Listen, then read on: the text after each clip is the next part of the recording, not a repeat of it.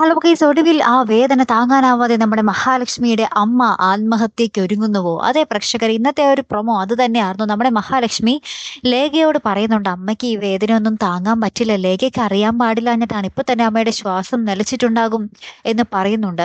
അപ്പൊ ഇവിടെ ഈ മോള് ഈ വാക്കുകൾ പറയുമ്പോൾ തന്നെ അമ്മ അവിടെ സ്വന്തം ജീവൻ വെടിയാൻ വേണ്ടിയുള്ള ഒരു തയ്യാറെടുപ്പിൽ തന്നെയാട്ടോ. അപ്പൊ അമ്മയെ രക്ഷിക്കാൻ ആർക്കെങ്കിലും സാധിക്കുമോ, അല്ലെങ്കിൽ അമ്മയെ എന്നേക്കുമായിട്ട് നമ്മുടെ മഹാലക്ഷ്മിക്ക് ഈ ഒരു നാടകം കൊണ്ട് ഇല്ലാതാകുമോ എന്നുള്ളതാണ് നമുക്ക് ഇനി അറിയേണ്ടതല്ലേ.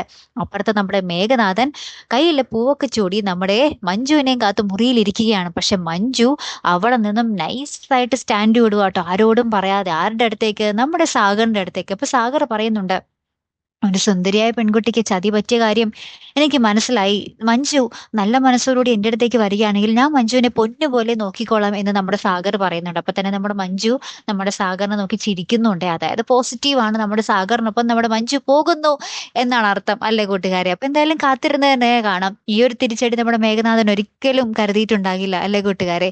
നോക്കാട്ടോ. അപ്പൊ അടുത്തൊരു വീഡിയോയുമായി വരുന്നത് വരയ്ക്കും ഗുഡ് ബൈ.